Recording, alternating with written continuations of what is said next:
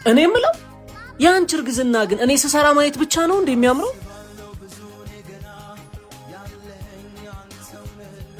ቆይ አንቺ በአማረሽ ቁጥር እኔ ዝም ብዬ መታዘዝ አለብኝ?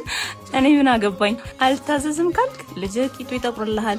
እሱንማ ብዬ ታዘዝኩ። ከዚህ በኋላ ግን በአምሮት ሰበብ ምንም ነገር ማዘዝ ነው። የመጨረሻ አንድ ነገር ብቻ ስታደርግ ማየት አምሮኛል። በጣም ውድ የሆነ ልብስ ለብሶ የዘነጠ ሰው ታፈላልግና ለዘናጭነት 10,000 ብር ልሸልም ብለህ ሰተኸው ቪዲዮ ቀርጻ አምጣልኝ። ምን የሚሉት ትዕዛዝ ነው ደግሞ ይሄ? እምቢ ካልክ ልጅ ላይ ሽታ ይወጣበታል። ለምን ማዲያት አይወጣበት? አሁን ምን የሚሉት አምሮት ነው ይሄ?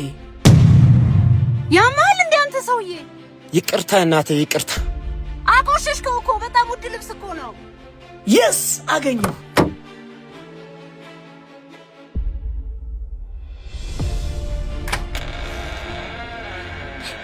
ቀርጻ መጣህልኝ? ያው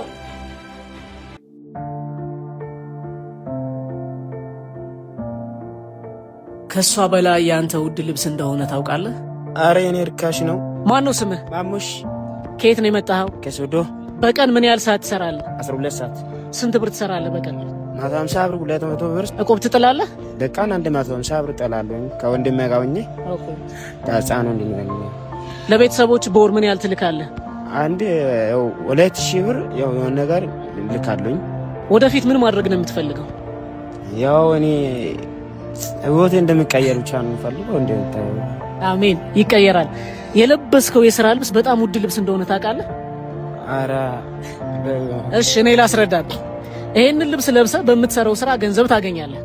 በምታገኘው ገንዘብ ደግሞ ራስህን ታስተዳድራለህ፣ ቤተሰቦችን ታግዛለህ። ስለዚህ ከዚህ ልብስ በላይ ውድ ልብስ የለም ማለት ነው። ናይኪ ከሚያመርተው ቲሸርት፣ ጉቺ ከሚሰራው ጫማ በላይ ዓለም ላይ ውድ ልብስ የሚባለው የሥራ ልብስ ነው። አካውንትን አንዴ ንገረኝ። 19። እሺ ማሙሻ፣ አንተ በውድ ልብስ የዘነጥክ ጀግና ስለሆንክ በአካውንት ያው 10,000 ብር አስገብቼልሃለሁ። አሜን አሜን። በርታሽ ወንድሜ። ያለበት መስመር ልክ ነው። ነገ የተሻለ ቦታ መድረስ ትችላለህ። በርታልኝ ወንድሜ። ና የኔ ውድ። ይህ ድራማ አይደለም። እንደ ማሙሻ ያሉ የሚሰሩ ጀግና ሰዎችን በሚያዝናና በሚያስተምርና በድራማ መልክ የምናግዝበት ይህ ድራማ አይደለም የተሰኘው አዲሱ ኮንቴንታችን ነው። ፎሎው እና ሼር እያደረጋችሁ ለእናንተ ውድ ልብስ የምትሉትን ኮመንት ላይ ያስቀምጡልን። እንደ ሀገር ለማደግ የሚሰሩ ሰዎችን ደገፍ ማድረግ። ባርኮት አድቨርታይዚንግ